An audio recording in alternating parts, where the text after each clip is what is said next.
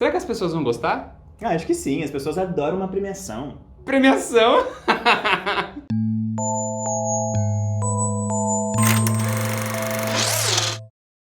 E aí, Rocamboliers, eu sou o Thiago. E eu sou o Jean, e com esse vídeo a gente abre oficialmente a temporada do Rocambole de Ouro. A gente vai trazer uma série de vídeos sobre os destaques do ano, o que mais marcou a gente nesses 12 meses de 2020. Então, se você gosta de bater um papo sobre séries, se inscreve aqui no Rocambole, porque tem muita coisa legal vindo por aí. Dessa vez a gente vai falar sobre as 5 atuações masculinas mais marcantes pra gente, todas elas de séries que foram lançadas em 2020. O vídeo de atuações femininas tá chegando e a gente já adianta que foi difícil de escolher, viu, gente? Olha, a gente sofreu. Pra chegar nessa lista, a gente discutiu bastante, conversou sobre o que a gente gostou, o que a gente não gostou, e aí a gente chegou numa média dos nossos gostos. Mas essa lista não é um ranking, eles vão ser listados em ordem alfabética e no final de tudo, quem vai votar no seu favorito é você. Importante, esse vídeo vai ter spoilers, mas bem levinhos, então se você ainda não assistiu, pode ver de boa, que não vai atrapalhar a sua experiência. Vamos começar a nossa lista com o ator brasileiro Eduardo Moscovis de Bom Dia Verônica, série original Netflix que estreou em outubro. O Eduardo interpreta o Brandão, um psicopata serial killer que é o principal vilão da primeira temporada. Esse tipo de personagem não é tão comum no Brasil como nos Estados Unidos, por exemplo, mas a série traz um monte de elementos pro contexto desse cara que deixa a coisa bem brasileira mesmo. E existe uma discussão muito forte sobre o machismo que está enraizado na nossa sociedade, e o Eduardo inclusive chegou a falar sobre isso, que o Brandão, antes de ser um psicopata, um serial killer, ele é um homem. E ele fugiu da caricatura que a gente tá acostumado a ver em serial killer, Total. né? O Brandão é um marido comum, ele aparenta ser uma boa pessoa para as pessoas que estão em volta, diz amar incondicionalmente a sua esposa, olhando de fora parece que ele vive uma vida normal, né? E nesse sentido, o trabalho do Eduardo é fantástico, porque ele tem pouquíssimos momentos de emoção à flor da pele, sabe? Na maior parte do tempo, ele tem um registro super contido, é extremamente manipulador, mas tudo muito internalizado. É com um olhar ali amedrontador, um tom de voz baixo. E ele construiu para esse personagem várias características muito pequenas, mas muito marcantes, né? Uma delas é o assovio, que ele usa principalmente na relação com a esposa, mas que já traz esse imaginário do homem escroto que assedia as mulheres na rua. E esse assovio é uma das coisas que ficou mais marcadas pra mim, como forma de marcar território mesmo. Ele assovia tipo dizendo, olha, eu tô aqui, passarinha, mas não faz nenhuma merda pra me tirar do sério, pra não me irritar. É uma forma de aviso, uma forma dele impor um limite à Janete. Pra mim, a cena mais marcante da série é a da mesa, quando a Janete derruba o molho de carne na camisa dele. Com certeza. É uma cena do primeiro episódio, a gente ainda tá conhecendo o Brandão, e é nesse momento que a gente entende quem ele é de verdade. É um trabalho sensacional de atuação. O Josh O'Connor já interpretou o Príncipe Charles na terceira temporada, mas agora na quarta ele vive um outro momento da sua vida muito mais intenso e polêmico. E o mais interessante do registro dele para esses momentos da vida do príncipe é que ele propôs um corpo curvado, um tom de voz baixo e submisso, como se ele estivesse realmente inconformado com a realidade dele, né? A infelicidade do personagem é um peso visível no corpo do ator, e a gente vê isso na postura e no olhar dele também, que é muito diferente do que ele construiu pro personagem na terceira temporada. Ele estava mais otimista com a sua posição de príncipe, com a vida na realeza e tudo que prometia vir pela frente. Mas não veio, né? Aí danou-se. E foi essa transformação do Charles que fez a gente colocar ele nessa lista, né? Foi. Porque a gente começa tendo empatia por ele, pela sua vontade de ser melhor que seus antepassados, mas ele se transforma em outra pessoa. Amargurada, cruel em vários momentos, absolutamente perdido, e faz a gente sentir raiva dele. E a gente vê que o ator tá muito inteiro nas cenas mais explosivas também, que é quando esses sentimentos todos extravasam e ele se mostra mais cruel. E a cena mais marcante dele pra mim nessa quarta temporada foi no sexto episódio, quando ele tem um surto e mostra os sentimentos dele em relação ao sucesso que a Diana tá fazendo na turnê. Ele tá puto com a Diana, mostra todas as suas inseguranças, fraquezas, inveja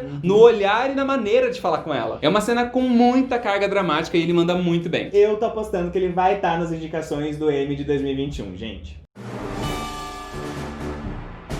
Bom, agora vamos falar de uma interpretação que já foi consagrada em 2020, Mark Ruffalo em I Know This Much Is True. Ele ganhou o Emmy de melhor ator em série limitada ou melhor filme pra TV e muitos críticos estão dizendo que essa foi a melhor performance da sua carreira. Eu achei impressionante o que o Mark fez com seus dois personagens na série. O primeiro é o Dominic, um pintor de casas angustiado, e o segundo é o Thomas, que sofre de esquizofrenia paranoica, e eles são irmãos gêmeos. Pra você ter noção, os trejeitos dos dois são completamente diferentes diferentes, a forma como ele usa a voz, o jeito de andar, a postura, é tudo muito diferente. É impossível confundir, gente, sério. E fora que ele pediu pra produção que tivesse um intervalo de 7 semanas entre as gravações do Dominic e do Thomas, pra que ele pudesse engordar nesse meio tempo. E ele engordou 13 quilos. É possível que essa performance dele como Thomas seja mais notada por algumas pessoas, por se tratar de um personagem com características mais específicas e mais marcantes. Mas o Dominic também é um personagem extremamente desafiador. Nossa, demais. É difícil de identificar o que ele tá sentindo em vários momentos, né? Ele externaliza algo, mas não é realmente isso que ele tá sentindo, sabe? Então ele é cheio de camadas menos superficiais, digamos assim,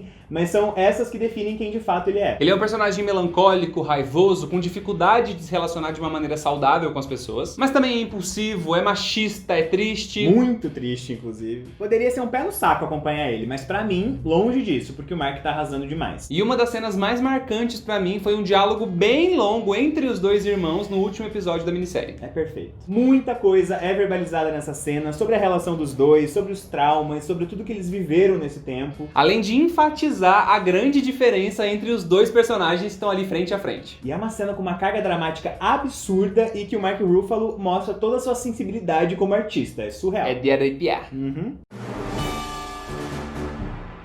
Michael K. Williams com a sua monstruosa atuação em Lovecraft Country da HBO. Entendeu o trocadilho? Monstruosa, monstro, Lovecraft.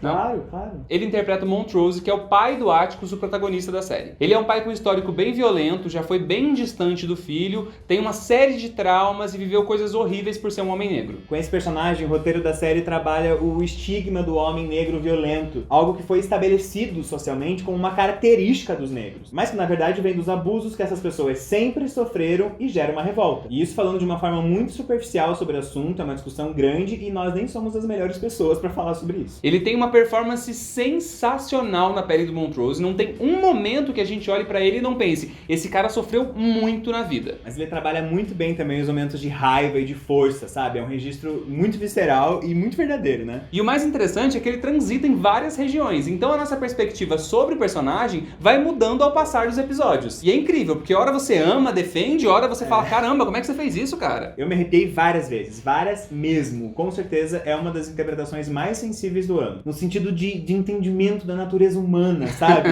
O Michael tem uma inteligência emocional surreal. A cena mais marcante pra mim é quando ele revisita o pior dia da sua vida. Ele ainda é adolescente e acontece o massacre de Tulsa, que hoje é conhecido como o maior atentado racial da história dos Estados Unidos. É emocionante num nível absurdo. Eu chorei como se não houvesse amanhã por minutos seguidos. Isso pela situação, claro, mas principalmente pela interpretação extraordinária do Michael K. Williams.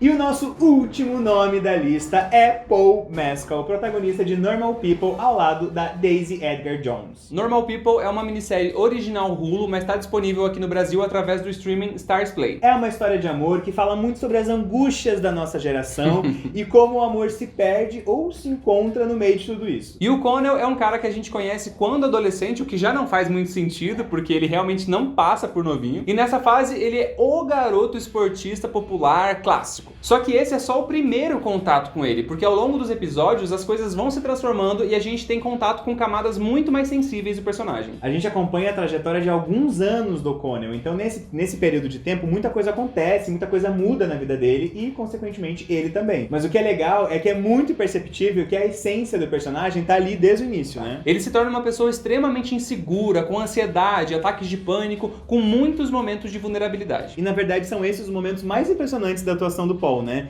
Porque a gente vê toda essa angústia, esse desespero do personagem, mas ele não consegue verbalizar nada. Tá tudo ali, tá tudo internalizado, transbordando, mas não chega a sair de fato, sabe? É muito tocante. E a cena mais marcante pra mim, com certeza, foi a cena da psicóloga lá mais ao fim, que é quando ele coloca tudo pra fora pela primeira vez. Tudo que ele tá tentando segurar a série inteira. Eu achei uma entrega muito bonita, porque é sobre emoção, é sobre chorar, é sobre se rasgar ali. E muitas vezes, quando os atores têm que chegar nesse tipo de cena, a gente assiste e fica, não chegou, né? Alguma coisa deu errado aqui.